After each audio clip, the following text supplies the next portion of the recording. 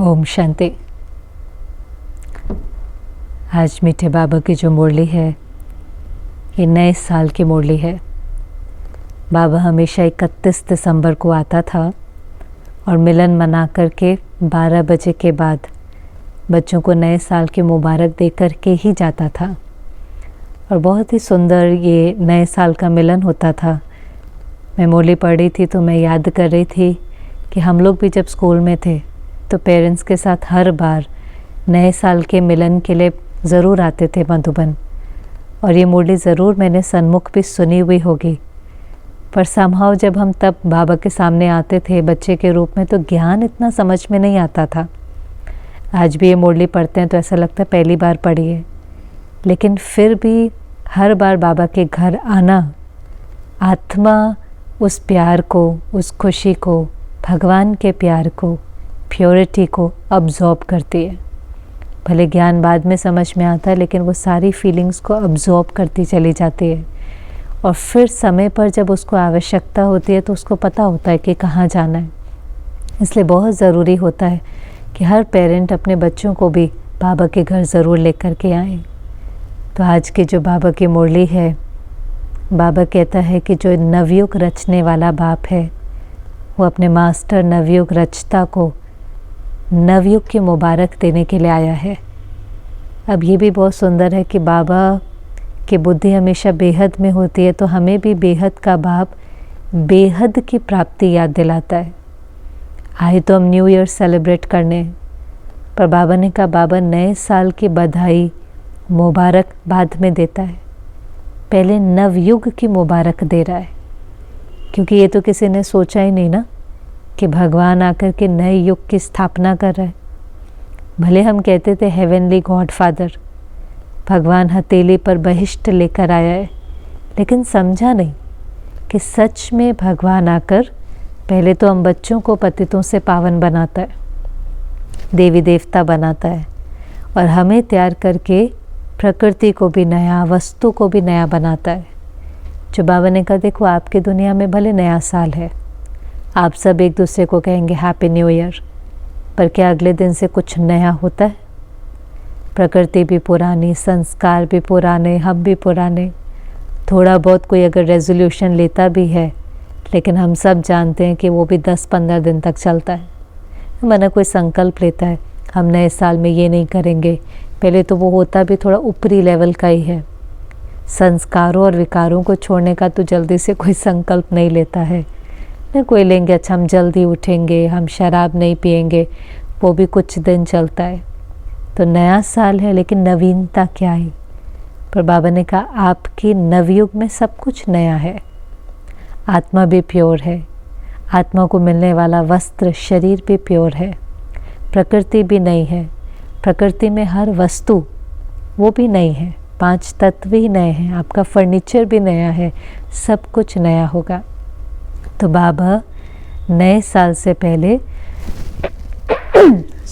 जो नवयुग, जो आने वाली नई दुनिया है, हेवनली दुनिया है, उस नवयुग के बच्चों को बहुत बहुत मुबारक दे रहे हैं, क्योंकि बाबा ये गिफ्ट बच्चों के लिए लेकर आता है।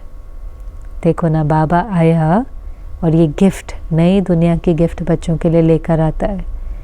बाबा ने कहा आप भी आज एक दूसरे से मिलेंगे तो एक दूसरे को मुबारक देंगे, और मुबारक देनी भी चाहिए, क्योंकि बाप से जो अविनाशी गिफ्ट आपको मिली है उसकी खुशी की मुबारक आप सबको देते हो। ये गिफ्ट तो हमारे से कोई छीन नहीं सकता। बाबा कहता है वहाँ आसमान भी आपका, धरती भी आपकी, आप विश्व के मालिक होंगे। तो ये ऐसी अविनाशी गिफ्ट है जिसमें कोई भय नहीं, हेल्थ, वेल्थ और हैप्पीनेस है। और फिर बाबा ने कहा देखो आप भी नए साल पर गिफ्ट देते हो एक दूसरे को, तो सबसे सुंदर गिफ्ट, सबसे अच्छी गिफ्ट है दिल की शुभ भावना। इसको अंडरलाइन करना है, क्योंकि हम अपनी दुनिया में कई बार कितना गिफ्ट का लेन देन करते हैं। कई बार वो गिफ्ट का लेन देन में हर्जा नहीं है, भले कोई मटेरियल चीज़ भी है, लेकिन सामने वाले के पास पहुंचती सिर्फ भावना है। कभी कभी भावना नहीं होती लेकिन गिफ्ट बहुत महंगा भी होगा, उससे कोई रिश्तों के अंदर मधुर बने ऐसा नहीं है। कई बार दिवाली होंगी, नए साल होंगे, कहेंगे फलाने फलाने को तो देना ही है, उसके साथ कांटेक्ट बना करके रखना है। तो केवल उसके पीछे कोई दिल की शुभ भावना नहीं है, लेकिन स्वार्थ होता है। कांटेक्ट बना रहे, कभी काम होगा, कभी ज़रूरत पड़ेंगे, पर नहीं, बाबा कहते हैं गिफ्ट कौन सी देनी है, दिल की शुभ भावना। भले चीज़ कई बार बहुत छोटी सी भी होती है। आप देखिए कई बार हम बहुत छोटी छोटी चीज़ों को भी संभाल के रखते हैं। कोई टीचर होंगी, उसके किसी स्टूडेंट ने उसको कोई ड्राइंग बना के दी होंगी, कोई गिफ्ट दिया होगा, कोई कार्ड बनाया होगा, वो कोई बहुत सुंदर नहीं होते हैं, लेकिन उसके अंदर दिल की शुभ भावना होती है। मदर्स डे, फादर्स डे पर कई बार बच्चे ना अपने ही मेहनत से कोई छोटी मोटी चीज़ बनाते हैं, तो कितने सालों तक पेरेंट कई बार उसको संभाल के रखते हैं, क्योंकि वो वैल्यू गिफ्ट की नहीं होती, उसके अंदर की भावना की होती है। महंगी चीज़ भी है, लेकिन भावना तो कोई वस्तु की तो बातें नहीं है, सस्ती है, महंगी है। आजकल कई बार ऐसा लगता है ज़्यादा एक्सपेंसिव होंगी तो कोई ज़्यादा प्रभाव पड़ेगा, ऐसा तो है नहीं। लेकिन भावना कैसी थी, तो भावना। और कई बार तो ऐसा होता है कुछ भी नहीं दिया, बाहर का कोई गिफ्ट का लेन देन ही नहीं किया, क्योंकि इन चीज़ों से भी अभी ऊपर उठना है। लेकिन एक दूसरे के प्रति दिल में अगर बहुत शुभ भावना है, कल्याण की भावना है, रहम की भावना है, बाबा ने कहा ये बहुत बड़ी गिफ्ट है। आपकी भावना उन्हों की भावना को भी परिवर्तन कर सकती है, ये भी मैजिक का काम करती है। ज्ञान के साथ बहुत एक्सपेरिमेंट करना चाहिए। समझो किसी की भावना आपको लगता भी है हमारे प्रति ठीक नहीं है, उसकी भावना में हमारे प्रति हो सकता है उसको हमारे से ईर्ष्या है, नफ़रत है, कुछ भी है। कई बार हम सोचते रहते हैं क्या तकलीफ़ है इसको मेरे से, मैंने इसका क्या बिगाड़ा है, मैंने तो कभी इसके साथ गलत नहीं किया है। एब्सोल्युटली राइट भी ये बात हो सकती है, लेकिन फिर बाबा ने समझाया कि हिसाब किताब कोई एक जन्म का नहीं होता, हो सकता है कुछ पीछे का है, उस आत्मा को भी पता नहीं होता। लेकिन वो एनर्जी का जो एक्सचेंज है वो बहुत प्योर नहीं होता। एनर्जी हमेशा प्यार की नहीं होती, उसमें कई ब्लॉकेजेस होते हैं। तो बाबा ने कहा वो कुछ भी दे, आपको सिर्फ शुभ भावना देनी है, आपको सिर्फ दिल की दुआएं देनी है, तो ही तो अकाउंट सेटल होगा ना। क्यों क्या में अभी जाना ही नहीं है। आधे मध्य अंत का जब राज समझ में आ गया तो क्यों क्या करे। आधे मध्य अंत का राज समझने वाला कभी नाराज़ नहीं होता, उसको पता है कि अच्छा चलो इस जन्म का नहीं है तो पीछे का कुछ होगा, क्योंकि बिना कारण से तो वो एनर्जी लौट कर आ नहीं सकती। कोई भी हमारे साथ जैसे व्यवहार करता है वो एक कोइंसिडेंस नहीं है, उसके पीछे कहीं राज है। पर हम एक एक की डिटेल में जाएं, एक एक को समझने की कोशिश करें, ज़रूरत नहीं है। बाबा ने कहा अपना संस्कार बना लो कि कोई भी हमारे साथ कुछ भी करे, अपमान करता है, अपकार करता है, निंदा करता है, जो भी करता है, मुझे हर एक के प्रति दिल की दुआएं रखनी है, शुभ भावना रखनी है। तो बाबा ने कहा निश्चित रूप से उसकी भावना भी परिवर्तन हो जाएंगी, उसका भाव भी परिवर्तन हो जाएगा। क्योंकि जब हम किसी के संपर्क में आते हैं तो हायर एनर्जी लोअर एनर्जी को हमेशा इम्पैक्ट करती है। हमारी दिल की दुआ है तो वो धीरे धीरे अगर उसके अंदर कोई नेगेटिविटी है तो उसको ख़त्म करेगी, उसको ऊपर उठाएंगे। हमारी आत्मिक स्थिति उसकी आत्मिक स्थिति को ट्रिगर करेंगे। इसीलिए तो लोगों को ऐसे स्थान पर और ऐसे लोगों से मिलना क्यों अच्छा लगता है। भक्ति में भी देखें तो कहेंगे ना हमें तीर्थ यात्राओं पर जाना है, मंदिरों में जाना है, संतों से मिलना है। हायर एनर्जी, प्योर एनर्जी, उसके संपर्क में आते उस एनर्जी का प्रभाव पड़ता है। और जब हम लोअर पर रहें और हायर का प्रभाव पड़ेगा तो अच्छा लगता है। और वो एनर्जी कई बार हमारी भी जो ओरिजिनल संस्कार हैं, जो हमारी आत्मिक स्मृति और स्थिति है, उसको ट्रिगर करेंगे ना, क्योंकि वास्तविक स्वरूप तो वही है। अंदर में शुभ भावना, रहम तो हर एक के अंदर है ही, लेकिन कोई हिसाब किताब के कारण वो एनर्जी ब्लॉक हो रही होती है। तो बाबा ने कहा आपकी भावना उनकी भावना को बदलेंगे, आपका भाव उनके ओरिजिनल स्वभाव को इमर्ज करेगा, आपकी आत्मिक स्थिति उनकी आत्मिक स्थिति को भी इमर्ज करेंगे। इसके साथ हमें एक्सपेरिमेंट करना है। बाबा कई बार कहता है जो बोल करके नहीं होता उसको साइलेंस में करो। शुभ भावना मैजिक का काम करती है, बस बीच में वाय नहीं आए, वाय नहीं आए, ये ऐसा क्यों करता है, ये वाय नहीं आए। क्यों आने से आपकी भावना शुभ नहीं रहती। उस भावना के अंदर अपेक्षा है, क्वेश्चन है, वाई का आंसर दे दिया बाबा ने। इसलिए वाई वाई करने की जगह फ्लाई, हर एक के प्रति प्रेम की भावना, शुभ भावना। फिर बाबा ने कहा अच्छा अभी नया साल है, तो नया साल माना कुछ तो नवीनता करेंगे। जैसे दुनिया वाले भी चलो कुछ दिन के लिए करते हैं, पर कोई तो संकल्प लेते हैं। तो आप क्या नवीनता करेंगे? ऐसे ही तो नया साल नहीं बिताएंगे ना। फिर बाबा ने एक काम दिया कि इस साल हर बच्चा अमृत वेले से रात तक अपना पोता मेल देखे, चेक करे, अपना चार्ट चेक करे किस चीज़ का जमा कितना किया है। हम भी तो कई बार बैंक में देखते हैं ना, हमारी सेविंग्स कितनी है, हमारी इन्वेस्टमेंट कितनी है। ऐसे बाबा ने कहा अपने खजानों को चेक करो, जमा कितना है। अब खजाने कौन से हैं हमारे, जो हमें अविनाशी खजाने मिले। तो अविनाशी खजानों में जैसे जो मुख्य मेन खजाने हैं, समय का खजाना, संकल्प, श्वास, शक्तियाँ, गुण, ज्ञान, तन मन धन, ये सब खजाने हैं, दुआओं का खाता। अब ये खजाने पहले तो हम बाबा से लेते हैं, हमारे पास थोड़ी ना होता है। हमारे पास कोई ज्ञान का खजाना थोड़ी ना है, शक्तियों का खजाना थोड़ी ना है। तो हम पहले अपने को भरते, कमाना पड़ता है ना कोई भी चीज़, तो पहले हम कमाते हैं। अब आप कुछ कमाते हैं तो आप कुछ खर्चा करेंगे, कुछ बचत करेंगे। तो हमने भी समझो कोई शक्ति कमाई, तो पहले तो वो हमारे पर ही खर्च हो जाती है, क्योंकि हम इतने शक्तिशाली बने नहीं हैं। तो अपने पेपर में, अपने हिसाब किताब में, अपने संस्कारों को परिवर्तन करने में बहुत शक्ति लगती है। पर बाबा कहता है चलो अपने प्रति लगाई, अब बचत करो। कुछ तो बचत करेंगे ना। आज कोई कमाता है, थोड़ा खर्चा करता है, थोड़ी बचत करता है, और जो बचत करता है फिर उसको इन्वेस्ट करता है बढ़ाने के लिए। तो बाबा भी कहता है कि जो आपने बचत करी उसको फिर आप सफल करो। जब आप उसको सफल करेंगे तो वो जमा होगा।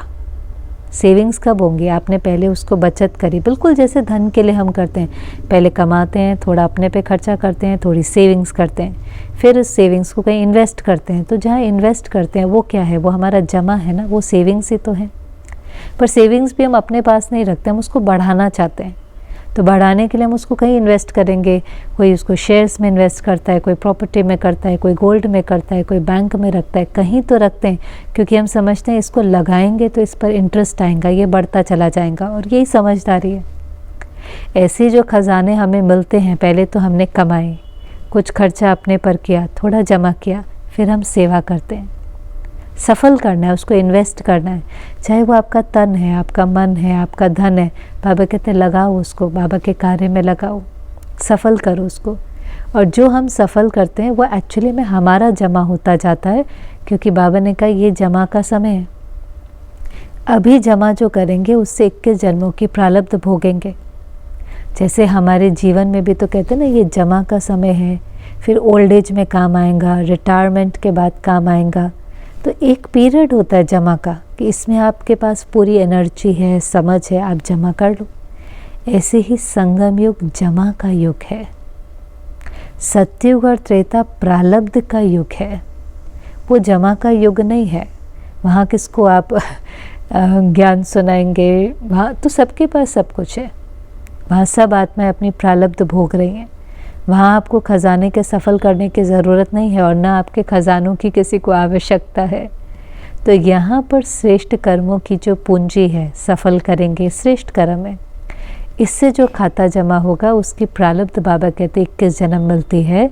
इसलिए वहाँ कर्म अकर्म हो जाता है। वहाँ कर्म विकर्म या सत्कर्म नहीं होता, फिर द्वापर के बाद शुरू होता है।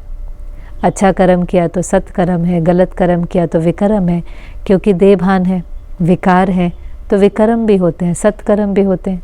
सत्युग त्रेता में न देह अभिमान है, न विकार है, तो विकर्म की कोई बात ही नहीं है। हर कर्म अपने आप अकर्म हो जाता है। लेकिन जो प्रारब्ध हम भोगते हैं, प्राप्तियां जो हैं, वो अभी के जमा की हैं।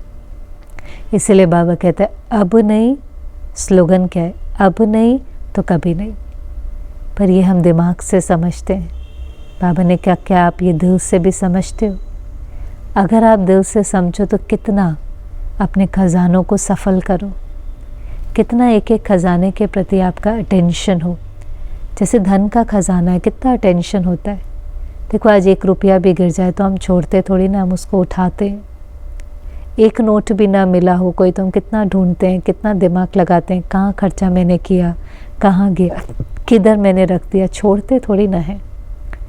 लेकिन जैसे स्थूल धन है ऐसे ही अविनाशी धन है। उसमें भी बाबा ने कहा आपका संकल्प का खजाना कितना श्रेष्ठ है। एक एक संकल्प इतना श्रेष्ठ है जो क्या कमाल कर सकता है। रॉकेट से भी तीखा बाबा ने कहा संकल्प है। आज वो रॉकेट के लिए भी देखो क्या करते हैं, अपने ही स्थान पर बैठ करके बटन दबाते हैं और रॉकेट को चलाते हैं और जहाँ टारगेट करना चाहे वहाँ करते हैं। ऐसे तो करते हैं ना, आजकल तो हम सब देख रहे हैं। वॉर होती है तो मिसाइल्स छोड़ते हैं, रॉकेट छोड़ते हैं, तो कहीं जाते थोड़ी ना, अपने ही स्थान पर बैठ करके कंप्यूटर में टारगेट करते हैं।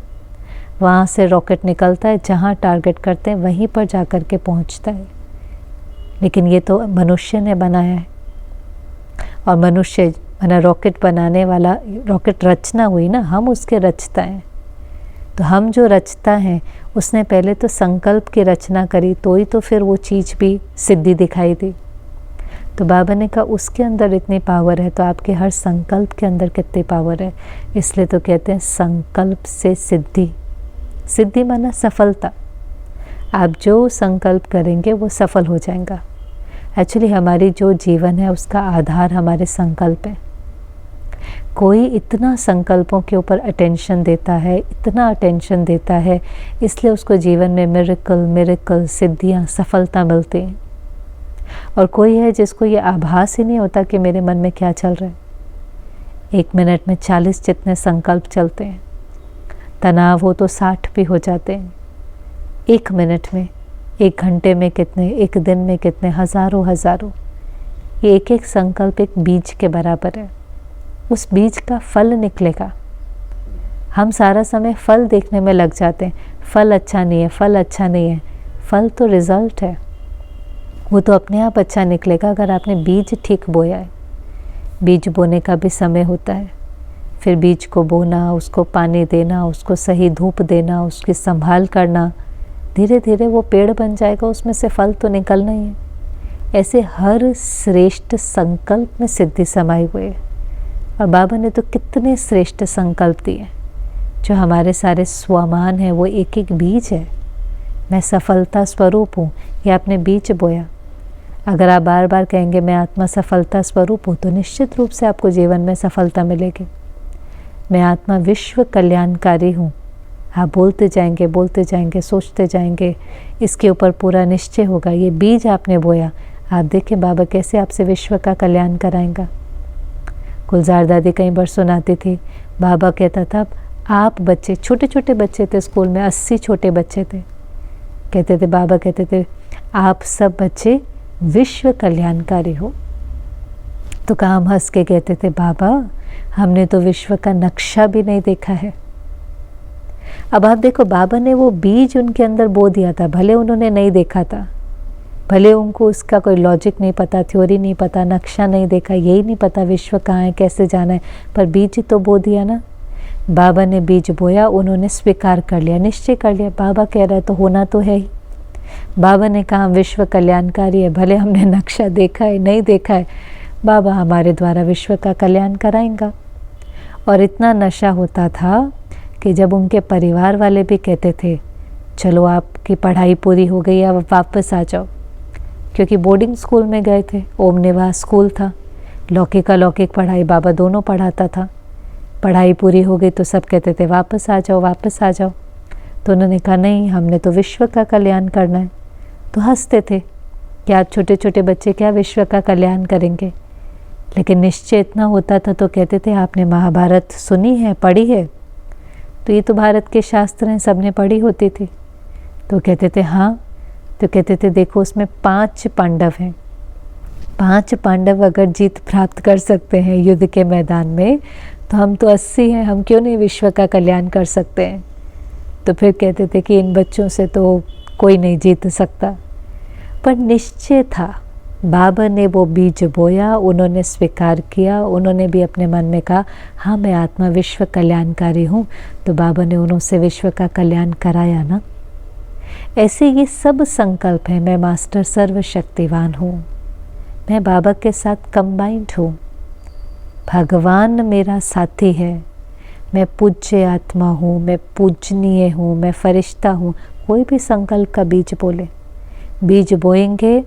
बीज बोना माना फिर उसको स्मृति में लाना, स्मृति का पानी तो देना पड़ेगा ना, बीज बोकर पानी तो देना पड़ता है। तो बीज बोने के बाद स्मृति का पानी माना उसको बार बार याद करना, उसका अभ्यास करना। आप उसका अभ्यास करते रहो, एक तो व्यर्थ कट जाएगा और दूसरा श्रेष्ठ वाइब्रेशन जाएगा विश्व के अंदर और वो चीज़ सिद्ध हो जाएंगी। इसी को तो लॉ ऑफ मैनिफेस्टेशन कहते हैं। वो कहते हैं जो बार बार सोचते जाओ वो सिद्ध हो जाता है, पर वो सोचते हैं छोटी मोटी चीज़ों के लिए। और बाबा कहते हैं बच्चे संकल्प से सिद्धि, आप इस लॉ को यूज़ करो श्रेष्ठ बनने के लिए, बाप समान बनने के लिए, देवात्मा बनने के लिए। अपने संकल्पों को श्रेष्ठ बनाओ, पवित्र बनाओ, बहुत ऊंचा बनाओ। आपको पता नहीं कि आपके संकल्प क्या कमाल कर सकते हैं। अगर आप संकल्पों पर अटेंशन दो तो वो स्व के लिए भी और सर्व के लिए भी और विश्व की सभी आत्माओं के लिए सिद्धि स्वरूप बन सकते हैं। तो कितनी संकल्पों के अंदर पावर है, माना बस कुछ भी नहीं है, बीज है। और इसलिए बाबा कहते हैं मेहनत करो, मेहनत करो, एक एक संकल्प पर मेहनत करो। जो चाहिए नहीं उसके बारे में सोचो नहीं, क्योंकि ये भी संकल्प से सिद्धि क्या होती है, क्योंकि ये लाइन आ जाएगी। कई बार लोग कहते हैं जो चाहते हो वो सोचो, पर एक्चुअली में you will not get what you want, you will get what you are. हमें वो नहीं मिलता जो हम चाहते हैं, हमें वो मिलता है जो हम हैं। इसकी गहराई को समझे। मैं कुछ भी चाहना रख लूँ लेकिन मेरी एनर्जी उसके साथ मैच तो करनी चाहिए। तो जब मैं अपनी एनर्जी को ऊपर उठाती हूँ, ऊपर और श्रेष्ठ और श्रेष्ठ और श्रेष्ठ, जितने श्रेष्ठ हम बनते जाएंगे उतने श्रेष्ठ लोग, श्रेष्ठ बातें, सहयोग, श्रेष्ठ आत्माएं, अपॉर्चुनिटीज़ सब हमारे सामने आएगा। क्योंकि हमने अपनी कॉन्शियसनेस को बहुत ऊंचा उठा दिया। तो वो नहीं मिलेगा जो हमें चाहिए, वो मिलेगा जो हम हैं। इसलिए हम जो हैं उसको स्मृति में रखें। और हमें लगता है हम साधारण हैं, और बाबा कहते नहीं, आप महान हो, आप विशेष हो, आप कोटों में कोई हो, आप भाग्यशाली हो, आप भगवान के बच्चे हो। मैं कौन हूँ? स्मृति स्मृति स्मृति। सो समर्थी, सो उसका स्वरूप बन जाएंगे। ये तो एक खजाना है। ऐसे बाबा ने कहा, बाबा ने आपको कितने खजाने दिए हैं, तो उसका आप पोता मेल निकालो, अंतर्मुक्ता की भट्टी में बैठ कर के करो। वरना और तो किसी को पता नहीं है। सुबह से लेकर के हम क्या सोचते हैं, कहते ना गुड़ जाने गुड़ की गोथरी जाने। हमें ही पता है कि हम क्या सोचते हैं, हमारी शक्ति किस दिशा में लगती है। ऑर्डर करते हैं तो हाजिर होती है कि नहीं होती है। श्वासोश्वास बाबा को याद करते हैं या देहधारी को याद करते हैं। समय हमारा सफल होता है या व्यर्थ जाता है, कौन चेक कर सकता है? बाबा ने कहा आप अंतर्मुक्ता की गुफा में बैठो, इंट्रोवर्ट होकर के चेक करो, सारे दिन का पोता मेल निकालो।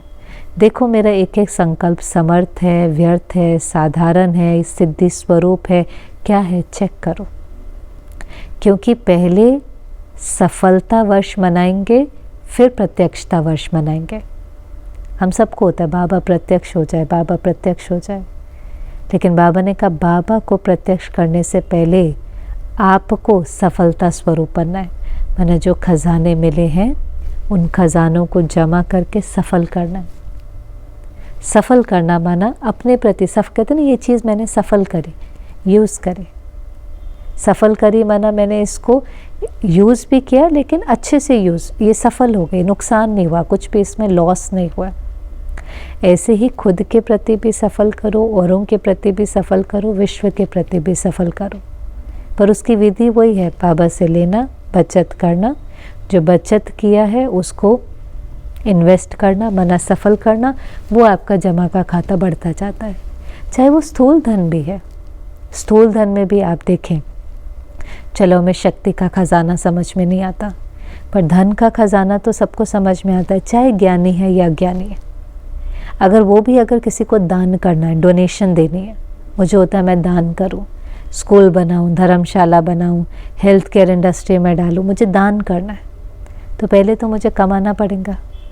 फिर उस कमाई में से पहले मेरा खर्चा चलेगा, मेरे परिवार का खर्चा चलेगा, फिर जो सेविंग्स होंगे, बचत होंगे, वो हम सफल करेंगे। और जब हम सफल करेंगे तो हर एक को अनुभव है, जो भी दान करते, जो भी फिलैंथ्रोफी करते हैं, फिलैंथ्रोफिक एक्टिविटीज़ करते हैं, आप किसी को भी पूछ लो दुनिया में, वो कहेंगे कभी कम नहीं होता है, बढ़ता ही जाता है। अब ये लॉ है ना, तो चाहे वो स्थूल धन हो, चाहे वो अविनाशी धन हो, काम तो वही करना है। आप जो चीज़ देंगे वो कम नहीं होगा, वो बढ़ेंगे। बढ़ाने का तरीका क्या है? दान करना। धन भी दान करेंगे तो उन्हों को पता होता है कि ये जो हमने दान किया है इमीडिएट नहीं, लेकिन किसी ना किसी रूप में उसने लौट करके आना ही होता है। उस व्यक्ति से नहीं आएगा तो कहीं और से आएगा, क्योंकि वो तो एनर्जी है ना। धन भी कोई करेंसी थोड़ी ना, एनर्जी है। आपने उस एनर्जी का दान किया तो वो किसी न किसी रूप में लौट करके इस जन्म में नहीं तो अगले जन्म में आनी। इसलिए अगर कोई बहुत धनवान होता है तो क्वेश्चन मार्क नहीं उठाना चाहिए। अगर किसी के पास बहुत धन संपत्ति है तो वो भी उसी के श्रेष्ठ भाग्य का फल है, कोई किसी का कुछ नहीं लेता है। पर ये विधि है, और इसलिए बाबा कहते हैं कि पहले सफलता वर्ष मनाओ। लोग अभी सुनना नहीं चाहते, अनुभव करना चाहते हैं। और अनुभव उनको कैसे होगा? जब आप खजानों से संपन्न होंगे, आपके खजाने जमा होंगे, आपके संपर्क में भी कोई आएगा, उसको अनुभव होगा। ऐसे ही होता है। मैं भी पिछले दिनों भी सेवा में थी कहीं हुबली में, तो वहाँ पर भी कोई गवर्नमेंट का व्यक्ति आया था, तो बहुत सुंदर अपना अनुभव सुना रहा था कि 3 मास पहले यहाँ पर शिवानी बहन का प्रोग्राम हुआ होगा, कहाँ मैं सभा में बैठा था और मुझे बहुत सुखद अनुभव हुआ। काफ़ी बड़ी सीनियर पोस्ट पे था, वेल एडुकेटेड था, पर उसने जो लाइन कही कि उस बहन के अंदर कोई डिवाइन एनर्जी है। अब वो डिवाइन एनर्जी क्या है? हम सबके अंदर वो डिविनिटी है, लेकिन जो जितना खजानों से संपन्न होगा, ज्ञान, गुण, शक्तियाँ, तो उसके संपर्क में जो आता है, उसका वाइब्रेशन उसको महसूस होता है। उससे जब उसको कोई प्राप्ति होती है, क्योंकि वो लोअर एनर्जी पर है, वो हायर एनर्जी पर है, एनर्जी फ्लो होना शुरू होती है, उसको कुछ प्राप्तियाँ होती है, ज्ञान की भी हो रही होती है, शक्तियों की भी हो रही होती है, बहुत सारी प्राप्तियाँ हो रही होती है, उसका समय भी सफल हो रहा होता है। पहले वो कह रहा होता है मेरे पास फुर्सत नहीं है, फिर उसको लगता है इसी के लिए तो समय निकालना है, मेरा तो समय सफल हो गया, जो मैं बहुत समय से ढूंढ रहा था वो मुझे मिल गया। तो उसको हर खजाने की प्राप्ति हो रही होती है। उसको लगता है मेरा समय भी सफल हुआ, मेरी श्वास भी सफल हुई, मुझे ज्ञान भी मिला, मुझे शांति भी मिली, मुझे सहन करने की शक्ति, ऐसे उसको करेज फील होता है कि मैं अब कुछ भी कर सकता हूँ। तो थोड़े मिनटों के अंदर जैसे उस आत्मा को बहुत अनुभूति होती है, तो उसको लगता है कि ये सामने वाले ने मुझे अनुभूति कराई, इसके अंदर कोई डिवाइन एनर्जी है। पर बाबा कहते हैं ये अनुभव आप सबको कराना है। आप सब जितना खजानों से संपन्न होंगे, आपके संपर्क में जो आएगा उसको कुछ ना कुछ अनुभव होगा, और होता भी है, ऐसा नहीं है। आप कई बार आप बाबा की याद में किसी के साथ बैठ जाओ, ज़्यादा बात करने की भी ज़रूरत नहीं है। पिछले दिनों का एक और मेरा अनुभव है कि हम फ्लाइट में कहीं ट्रैवल कर रहे थे, एक बहन साथ में बैठी थी, तो वो लंदन से आकर के फिर कहीं जा रहे थे तो साथ में ही थी, पर कुछ उसका हुआ होगा लगेज का इशू, माना ज़्यादा था। तो जब ज़्यादा होता है तो सामने वाले कहते हैं ना आप एक्सेस बैगेज का पे करो, तो थोड़ा सा जैसे कॉन्फ्लिक्ट हो गया होगा कि हैंड बैगेज नहीं है, ये नहीं है, कुछ भी, वो आर्ग्यूमेंट आदि करके आकर के बैठी थी, तो बहुत डिस्टर्ब थी। खैर हमारी ज़्यादा बात नहीं हुई, 2 ही मिनट बात हुई कि ऐसे नहीं करना चाहिए, दूसरे ऐसे कॉपरेट करके वो सुना रही थी। और फिर वो जा रही थी अपने घर एक इवेंट के लिए, वेडिंग थी। तो ऐसे मैंने उसको कहा भी तो हो गया ना, आपने ट्राई किया, आप जो कर सकते थे आपने किया। उन्हों के भी नियम है, उनको अपने नियमों पर चलना होता है। एक के लिए अगर नियम तोड़ेंगे तो फिर सब बोलेंगे। क्योंकि वो फ़्लाइट बहुत खाली थी, और खाली होने के कारण उसको गुस्सा आ रहा था कि जब इतनी खाली है तो फिर मेरा एक्सेस बैगेज क्यों नहीं लिया। भरा हुआ होता तो भी बात समझ में आती, खाली है, आधी भरी हुई थी, काफ़ी सीट्स खाली थी। बट देन आई सेड वो एक के लिए नियम तोड़ेंगे तो फिर बाकी सब भी डिमांड करेंगे, तो उनको अपने नियमों पर पक्का रहना पड़ता है। बात हमारी 4-5 मिनट ही हुई होंगी, फिर हम साइलेंस में बैठे हुए थे, वो भी बैठी थी। पर थोड़ी देर के बाद जब उतरने का समय हुआ तो कहते कि पता नहीं, बहुत मेरा मन हलचल में था और मैं परिवार से मिलने जा रही थी, एक हैप्पी ओकेजन के लिए जा रही थी, पर मुझे लगा कि क्यों मैं अंदर से हैप्पी नहीं हूँ, लेकिन अभी एक आध घंटा बस आपके साथ बैठने से ही अच्छा लग रहा है। ऐसा लग रहा है सारा वो जो एजिटेशन था, जो था, सब ख़त्म हो गया, जैसे वो गंदगी थी वो बैठ गई। एंड देन आई रियलाइज्ड कि हमें भी नहीं पता चलता है कई बार, लेकिन अगर हमारी श्रेष्ठ स्थिति है, हम बाबा की याद में हैं, तो हमारा वाइब्रेशन भी कई बार आत्माओं को सुकून दे रहा होता है। कभी होता है, कभी नहीं होता, लेकिन हमारी श्रेष्ठ स्थिति, अगर हम शक्तियों से, गुणों से संपन्न हैं, हम सेवा कर रहे हैं। सिर्फ बोल करके सेवा नहीं होती, कई बार तो बस बाबा की याद में बैठने से बहुत शक्तिशाली सेवा होती है। उनको भी नहीं पता होता, लेकिन हमारे आसपास जो आत्माएं होती हैं उनको कुछ महसूस हो रहा होता है, रूहानी राहत मिल रही होती है। तो बाबा ने कहा पहले ये बनाओ सफलता वर्ष, चेक करो, पोता मेल निकालो, अपने संकल्पों का, खजानों का पोता मेल निकालो। क्योंकि बाबा के पास अभी प्रकृति भी कहती है मैं रेडी हूँ, समय भी कहता है मैं रेडी हूँ, एवर रेडी हूँ, क्योंकि उन्हों को भी तो अपना काम करना है। अति होगी, अंत होगा, तो ही तो फिर नवयुग की स्थापना होगी। तो बाबा ने कहा प्रकृति भी एवर रेडी है, समय भी एवर रेडी है, आप एवर रेडी हैं। और पिछली मुरलियों में भी बाबा ने बहुत स्पष्ट किया था, एवर रेडी का मतलब ये नहीं शरीर छोड़ने के लिए एवर रेडी। शरीर तो छूटना ही है, लेकिन शरीर छूटते समय क्या हम संपन्न और संपूर्ण हैं? एवर रेडी का मतलब क्या है? घर जाने के लिए एवर रेडी, तो खाली हाथ थोड़ी ना घर जाएंगे, पवित्र बनकर सारे खजानों से संपन्न होकर के जाना है। तो बाबा ने कहा आपका संकल्प, समय, श्वास, हर सेकंड वाह वाह है, कि कभी कभी वाह वाह की जगह वाई वाई हो जाता है। एक है वाह मेरा भाग्य, वाह बाबा, वाह ड्रामा, सब कुछ वाह वाह वाह, बहुत खुशी, बहुत संपन्नता भरपूर, कोई कंप्लेन नहीं, कोई ब्लेम नहीं, कोई इच्छा नहीं, कंप्लीट। और दूसरा है कि कभी वाह वाह, कभी वाह वाह, मेरे साथ ऐसा क्यों होता है, मेरे पेपर ही पूरे नहीं होते, बाबा मुझे मदद क्यों नहीं करता, पता नहीं मैंने कौन से कर्म किए हैं, ड्रामा पता नहीं कैसे कल्याणकारी है। तो नीचे ना गुणों और शक्तियों से संपन्न नहीं है आत्मा, उसने राजों को समझा नहीं है, तो ही तो फुल स्टॉप नहीं लगता है। तो एवर रेडी का मतलब है हर संकल्प, हर सेकंड वाह वाह होगा, हर श्वास वाह वाह होगी, कोई कंप्लेन ही नहीं, भरपूर। अरे भगवान मिला, ज्ञान मिला, इतने खजाने मिले, सब कुछ मिला, श्रेष्ठ तकदीर बन रही है, तकदीर जगा कर आए हैं, दुनिया भटक रही है, हमें ठिकाना मिल गया है। बस अभी बाबा कहते हैं जो मिला है वो औरों के साथ बांटो, इसलिए वाह वाह रहो। बाबा ने कहा देखो ब्रह्मा बाबा जो आपका ग्रेट ग्रेट ग्रैंडफादर है, ग्रेट ग्रेट ग्रैंडफादर क्यों कहते हैं? एक है शरीर का ग्रैंडफादर, दूसरा है धर्म पिता जिसको कहेंगे ग्रेट ग्रैंडफादर, और धर्म पिताओं का भी पिता, उनको भी घर ले जाने वाला, उनकी मुक्ति कराने वाला, उनको गति सदगति देने वाला, धर्म पिताओं का भी पिता वो है ब्रह्मा बाबा, अलौकिक पिता। तो बाबा ने कहा बाबा की ग्रेट ग्रेट ग्रैंडफादर की अपने ग्रेट ग्रेट ग्रैंड चिल्ड्रन से क्या आश है? और बाबा की यही आश है कि हर बच्चे के चेहरे पर रूहानियत की मुस्कुराहट हो, मुख से जो बोल निकले वो सदा सदा मधुर हो, मन बुद्धि में हर एक के प्रति शुभ भावना, रहम की भावना, कल्याण की भावना हो, और हर कर्म बाप समान हो, फॉलो फादर करें।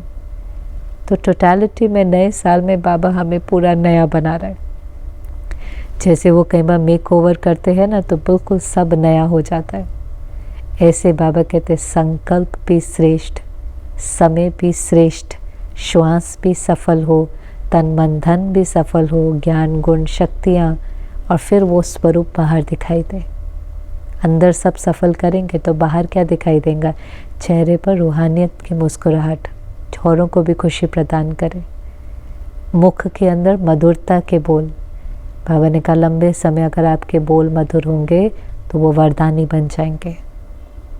जैसे अगर हर संकल्प श्रेष्ठ होगा तो वो सिद्धि स्वरूप बन जाएगा, वो सिद्ध हो जाएगा, आपके लिए भी दूसरे के लिए भी, सिर्फ आपके लिए नहीं दूसरे के लिए भी सिद्ध हो जाएगा। इसे दूसरे कहते हैं उन्होंने कहा था हमारा काम हो गया। उन्होंने कहा था काम हो गया, माना आपका संकल्प इतना पावरफुल था, उन्होंने उसको स्वीकार किया, उस पर निश्चय रखा, फिर अपने मन में रिपीट करके सिद्धि करी। पर उन्होंने उसको स्वीकार इसलिए किया क्योंकि आपका संकल्प श्रेष्ठ और पावरफुल था, उसका इम्पैक्ट पड़ा। तो हर संकल्प सिद्ध हो जाएगा, हर बोल वरदानी हो जाएगा और हर श्रेष्ठ कर्म अनेकों को सुख देने के निमित्त बन जाएगा। ये ब्रह्मा बाबा की आश है।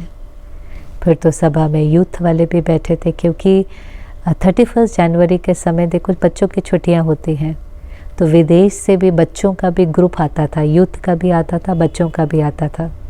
यूथ की अपनी इंटरनेशनल यूथ रिट्रीट चलती थी ज्ञान सरोवर में, और सब अपने बच्चों को तो लेकर आते हैं, वो समय ही होता था।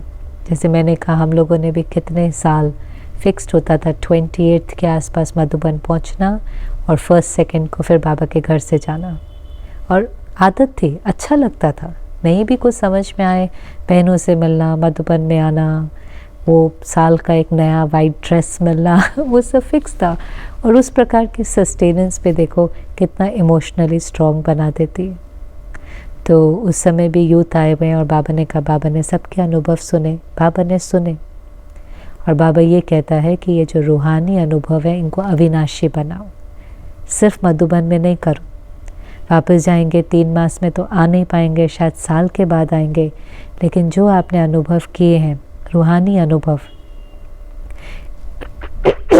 रूहानी अनुभव होते हैं जो रूह ने किए होते हैं। प्यार का अनुभव है, वायुमंडल का अनुभव है, सच्चाई का अनुभव है, प्योरिटी का अनुभव है, भगवान के प्यार का अनुभव है। ये भी तो एक अनुभव होता है ना, रूह इसको एक्सपीरियंस करती है। ये जिस्मानी अनुभव नहीं है, आपने इन कर्मेंद्रियों के द्वारा शायद अनुभव नहीं किया, कोई भगवान देखने की चीज़ नहीं है, पर आप उस निस्वार्थ प्यार को अनुभव तो करते हो ना। आप वो जो सभा में बैठते हो तो वो जो प्यार है, वो जो वाइब्रेशन है, जो रूहानियत है, जो प्योरिटी, आप उसको एक्सपीरियंस करते हो, वो आपके अंदर दिल में छप जाती है। ज्ञान बहुत बाद में समझ में आता है, लेकिन वो जो फीलिंग और वाइब्रेशन है वो अंदर तक, वो अविनाशी बीज चला जाता है। तो बाबा ने कहा अपनी डायरी बनाओ और रूहानी अविनाशी अनुभवों को और बढ़ाओ। छोटे छोटे बच्चे भी आए होते थे, आपने भी कई बार देखा होगा, नहीं तो यूट्यूब में पुराना मिलन जाकर देखे 31 का, कहीं है उसके अंदर अपलोडेड। छोटे छोटे बच्चों को एक साथ बैठा देते थे और गोल्डन ताज पहनाते थे, तो वो अलग ही दिखाई देते थे।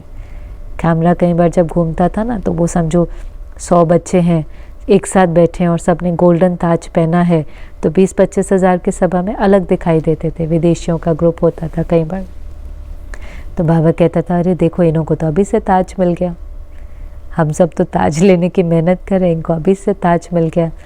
बच्चे बहुत दिल के सच्चे होते हैं, तो बाबा ने जैसे उन्हों को भी वरदान दिया। फिर डबल विदेशी बैठे थे, तो उन्हों को भी देख के बाबा खुश होता है और कहता है कि अरे डबल विदेशी तो ऐसा जलवा दिखाएंगे कि भारत वाले भी देखते रह जाएंगे। सब ने पत्र दिए हैं, चिट्ठियाँ दी हैं, उमंग से क्या करने वाले हैं, क्या परिवर्तन आया, सब लिख कर दिया। नए साल पर तो सब कार्ड बना बना कर देते थे और स्टेज के ऊपर ही टेबल लगा करके सबके कार्ड गिफ्ट लगाते थे। और बाबा भी हमेशा कहता था, कार्ड नहीं देख रहा है बाबा, हर एक की दिल की भावना, शुभ भावना देख रहा है। पर बाबा ने दोनों को डायरेक्शन दिया जो हम सब के लिए हैं, कि बाबा को 2 शब्द बिल्कुल पसंद नहीं है, एक अलबेलापन, दूसरा दिल शिकस्त। अलबेलेपन की जो निशानी है वो लैंग्वेज होगी गे की, कर लेंगे, हो जाएगा, देख लेंगे, समय पर कर लेंगे, गे की। और अलर्ट की भाषा होती है अभी, अभी नहीं तो कभी नहीं, अब भी करना है। कल भी किसने देखा है, कल शरीर छूट जाए तो भी पता थोड़ी ना चलता है। कई बार होता है पहले ये कर ले फिर ये कर लेंगे, पहले ये कर ले फिर बाद में ये सेवा कर लेंगे, नहीं। अलबेलापन, केयरलेसनेस, लेजीनेस, ये इतनी मीठी गोली है जो 5 विकारों के ऊपर जीत प्राप्त करने नहीं देती। पता भी है कि ये करना है, लेकिन अलबेलापन खट्टी कड़वी गोली नहीं है, मीठी गोली है, सुख मिलता है। आपको कुछ भी मेहनत ना करके, जैसे बच्चे को पढ़ाई ना करे, टीवी देखे, हम अमृत वेला ना करें, नींद करें, तो वो सब मीठी गोली है ना, उसमें मज़ा आता है। अपने मन को समझाना पड़ता है, इसमें समय व्यर्थ जा रहा है, इसमें समय समर्थ हो रहा है, सफल हो रहा है, था अलबेलापन नहीं हो, ये अपने को समझाना पड़ता है। हमेशा अलबेलेपन की गोली मीठी होती है क्योंकि उसमें सुख मिल रहा होता है। नींद से सुख मिलता है, टीवी देखने से सुख मिलता है, और भी बहुत सारे जो डिस्ट्रैक्शंस हैं, आपको प्लेजर टेम्प्ररी मिल रहा होता है, पर लॉन्ग रन में तो टाइम वेस्ट हो रहा होता है। कोई आज सोशल मीडिया प्लेटफॉर्म पर आप कितना भी समय लगाओ, सफल तो नहीं हो रहा होता अगर हम ऐसे ही व्यर्थ की चीज़ें देखने में समय लगा दें। तो इसलिए एक तो अलबेलापन नहीं हो, दूसरा दिल शिकस्त हो जाते हैं, डिसहार्टन। कोई भी चीज़ है उसमें अभ्यास लगता है, प्रैक्टिस लगती है। दुनिया में भी अगर आपको किसी चीज़ के ऊपर मास्टरी प्राप्त करनी है तो बिना अभ्यास के तो नहीं होंगे। आज खाना बनाना है, ओलंपिक्स में आजकल लोग प्रदर्शन देते हैं, तो बिना मेहनत के थोड़ी ना गोल्ड मेडल मिलता है। अगर वो डिसहार्टन हो जाए तो कभी भी उस ऊंचाई तक पहुंच नहीं सकते। बाबा कहते दिल खुश, बाबा बैठा है ना, बाबा को दिल शिकस्त होना बिल्कुल अच्छा नहीं लगता, डिसहार्टन होना। चलो हमने बहुत मेहनत करी, नहीं भी सफलता मिली, कहीं हार भी हो गई, कोई बात नहीं, फिर करेंगे, बाबा बैठा है। योग नहीं लगता, मेरे से उठा नहीं जाता, मेरे से सेवा नहीं होती, अरे कराने वाला बाबा है, मेरे से नहीं होती ना, पर कंबाइंड कौन है हमारे, सर्वशक्तिवान, हो जाएंगे। मेहनत, अभ्यास, संयम, बैलेंस से क्या नहीं हो सकता।